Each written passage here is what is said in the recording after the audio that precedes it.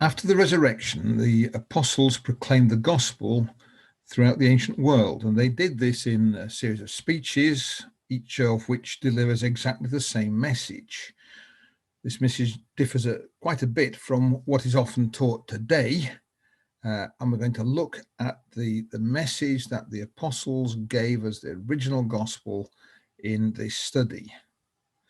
This video is part of the Introducing the Gospel course. Look in the description below to find links to the full course and to download a PDF copy of the notes that go with this study.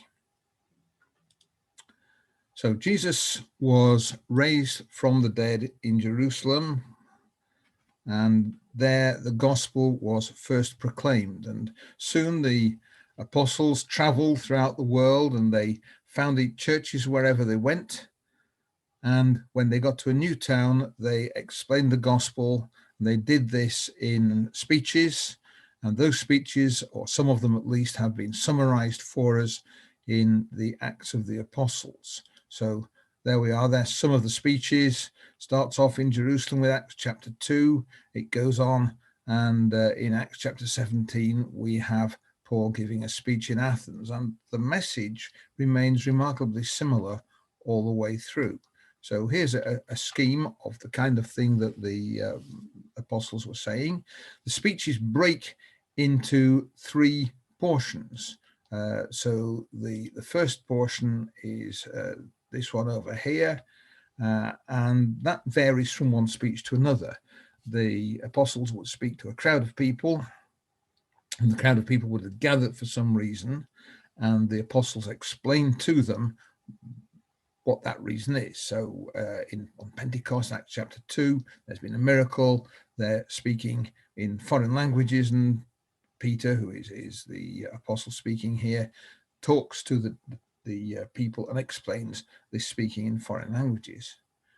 We then get a main section, which is the main points of the gospel, and that ends up with a final section which depends on the way that the hearers reacted to their explanation of the gospel. We get that in other places as well. So here we are in Acts chapter 13. This time it's Paul who's talking in a synagogue. The length of the bar there is proportional to the size of the text, which has that bit of speech in. So slightly more time given in Acts 13 to the local circumstances, which it would be in a synagogue with the daily readings for that particular meeting in the synagogue. The main points of the gospel remain exactly the same, but there's a different reaction, and so there's a slightly different response. So we're going to look at the speech in Acts chapter 2. This was given by the Apostle Peter, and it was given on the day of Pentecost. Pentecost is a Jewish festival. It's always 50 days after the Passover. Jesus was crucified on the day before the Passover. He was raised from the dead on the day after the Passover. So 49 days after the resurrection, we have this speech on the day of Pentecost.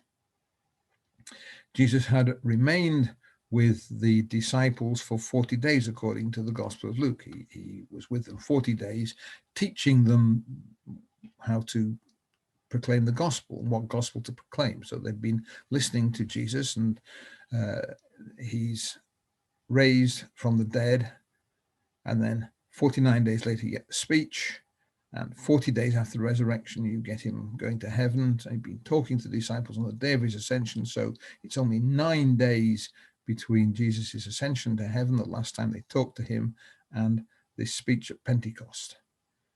On Pentecost, there's the miracle. They start to speak in foreign languages, and they go out into the street and talk to all sorts of other people, and the crowd gathers, and we then get this speech. And it starts off with an explanation as to why they're speaking in foreign languages.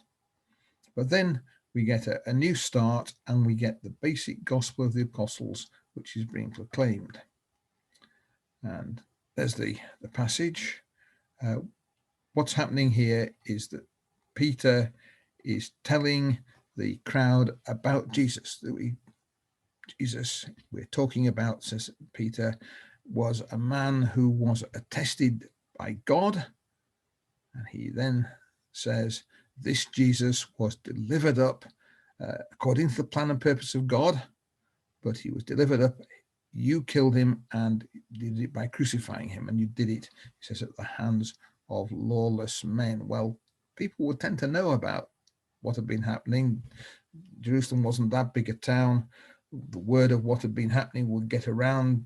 Jesus had the miracles in Jerusalem, and then he'd been crucified, and there'd probably be some stir about the fact that the tomb of Jesus was by now empty. And we move on. He says, well, God raised him from the dead. The people would know about the crucifixion. They'd know about the empty tomb. They might have heard rumors that Jesus had been raised from the dead, but now Peter is telling them clearly, God has raised Jesus up from the dead.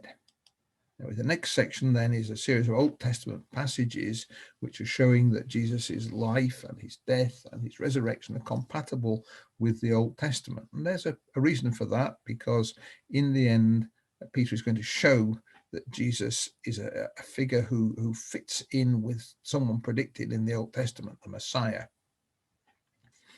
But after that, we get to the point of human witnesses. The disciples becoming apostles aren't going to leave the people that are listening to them without evidence, and they're starting to give evidence, and they're saying, we are witnesses to the resurrection of Jesus.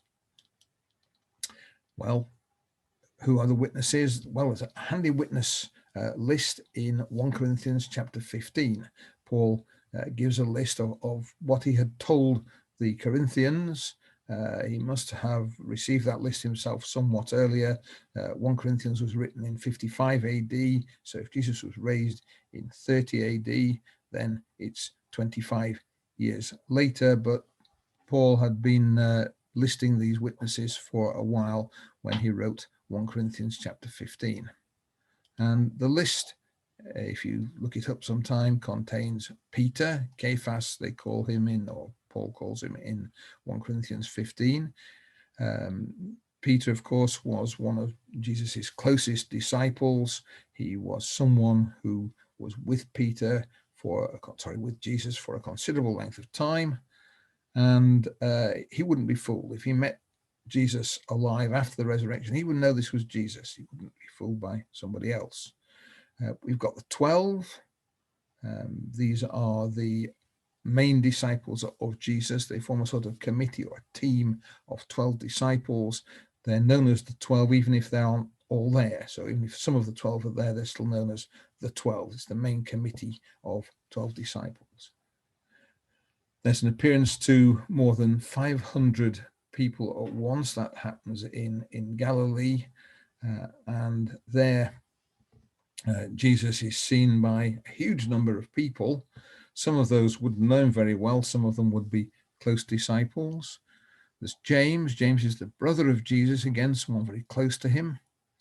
Then it says all the apostles, the point being, of course, that there are more than 12 apostles. The 12 are the sort of inner core. They're the people who knew Jesus best, this sort of committee of 12. But there are probably a couple of hundred apostles altogether. There's 120 apostles in Jerusalem at the time of Pentecost. And finally, there's the apostle Paul, who was a definite opponent of the church. He had persecuted the church before he met Jesus alive on the road to Damascus. So if you summarize the kind of people there are among these witnesses, some of them are close friends. They're people who recognize Jesus, the people who would know this was Jesus when they saw him. There are some who were complete strangers. Some of them would hardly know him at all among the 500. But there'd have to be people who would have some way of recognizing him. This is why there's no point in Jesus appearing in the Forum in Rome, say, or in the Sanhedrin, because they wouldn't know who he was anyway. If he turns up and says, I'm risen from the dead, they wouldn't even think he had been killed. We have some opponents of Jesus. James was very skeptical, according to the Gospels, before the resurrection. Paul actually persecuted the church. He was absolutely opposed to it. And so some people are friends, some are opponents. And altogether, there's an impressive number of people. There are more than 500 people that met Jesus alive after the resurrection. And they went out into the world and they told people about it, and they suffered all sorts of hardships and quite often nasty deaths because of their mission to proclaim the gospel. The other thing that they talk about in the speech and here in Corinthians is the idea of a tomb. It's only alluded to at this point. It wasn't the important thing that proved that Jesus had been raised from the dead. It was contributory evidence, but it gets alluded to. It obviously existed. So in 1 Corinthians 15, he talks about Jesus being killed, and then he says he was buried and then raised on the third day. If you bury someone, you bury them in a tomb. If you put they were buried, then they were raised, you're really drawing attention to the fact that the tomb was later on empty. In Acts 2, Peter draws attention to the tomb. Well, the tomb of David to start off with. It says David died, he was buried, his tomb is still with us. The tomb of David would be very close to Jerusalem. The people who lived in Jerusalem would be able to go out and visit it in half an hour or so. Most of the people that Peter was talking to probably have done that at some point in their lives. And by talking about tombs, Peter's drawing attention to another tomb, which is the tomb of Jesus. That would be near Jerusalem as well. You could probably visit that even more easily than visiting the tomb of David. And probably a lot of the people that were listening to Peter had done that as well. But there's a difference. The tomb of David had David's body in it. The tomb of Jesus was empty. We know it must have been empty because otherwise it's rather a strange conversation between an apostle and some potential person who might become a Christian. The apostle says to the stranger, Jesus is raised from the dead, at which point the person he's talking to points to the tomb and says, well, what's that body doing in the tomb then? So we know there was an empty tomb. And in fact, there's an account in Matthew 28 that confirms that rather nicely. So this is talking about what people were saying. After the resurrection of Jesus, some of the guards who'd been placed on the tomb went and told the priests what had happened, and they were told or say that the disciples stole the body. And he ends up writing, Matthew does, he ends up writing that this story, the story of the stolen body, has been spread among the Jews to this day. Now that must have been pretty well the easiest passage in any gospel to check up on.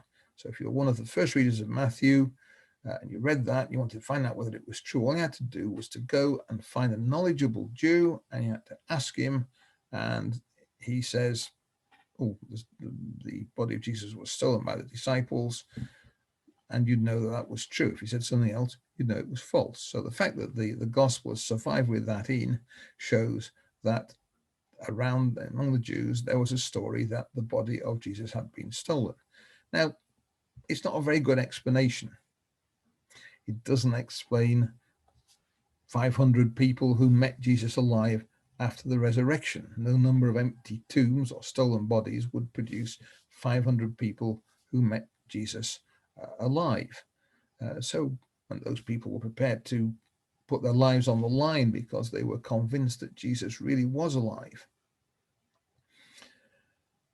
So, well, it's not a very good excuse, but, well, if you imagine a schoolboy telling the teacher that the dog ate his homework, you might not think it's a good excuse. You might not believe in the dog, but you can believe there's no homework. And the same thing here. You might not believe the reason they say that the tomb was empty, but you have to believe that there was an empty tomb. Otherwise, why tell that story about it?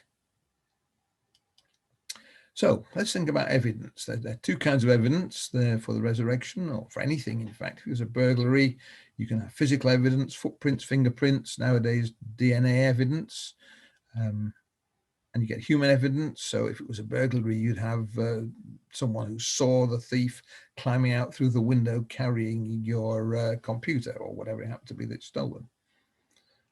And we have the same kind of evidence for the resurrection of Jesus. So we have physical evidence, we have an empty tomb. We have to explain that. Whatever we say happened has to explain how the tomb was empty. And the other evidence we have is the eyewitnesses, more than 500 of them, who said they met Jesus alive after the resurrection. And both of those kind of evidence exist. We have records of it. They both had to exist. If the disciples had only come across an empty tomb, they would assume it had been robbed.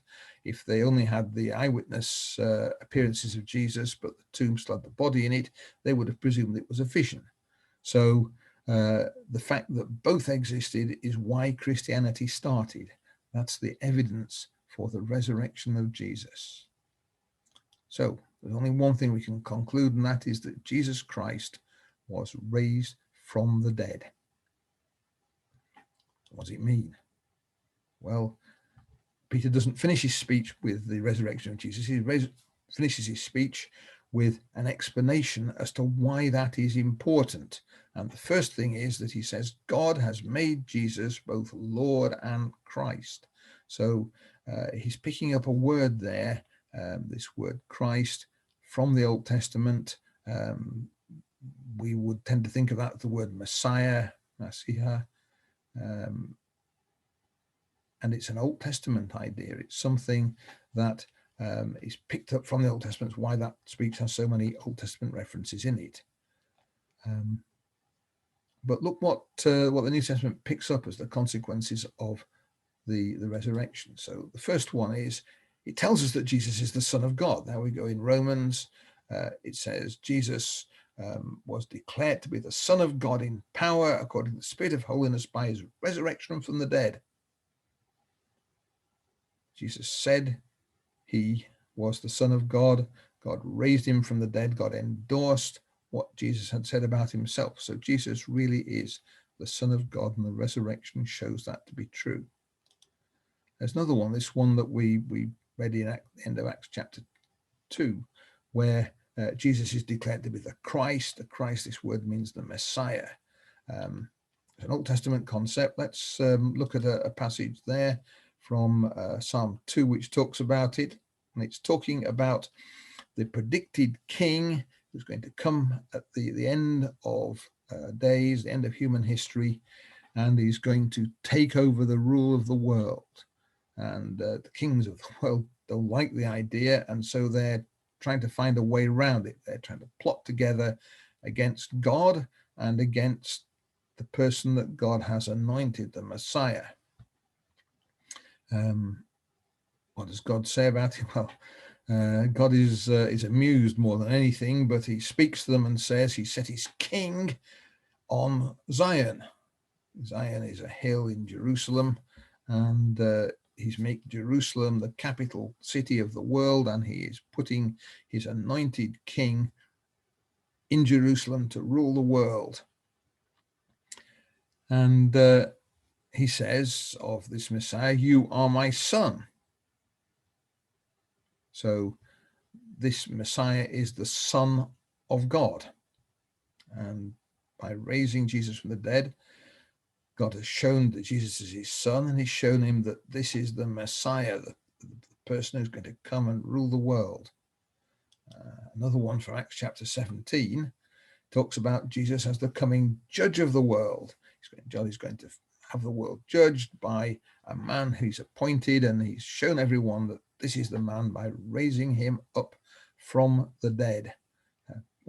Jesus has to have been raised from the dead because he's going to judge the living and the dead. If he was dead, he wouldn't have to do much judging. But God has shown that this is the coming judge of the world by raising him from the dead. So let's summarize what we've seen.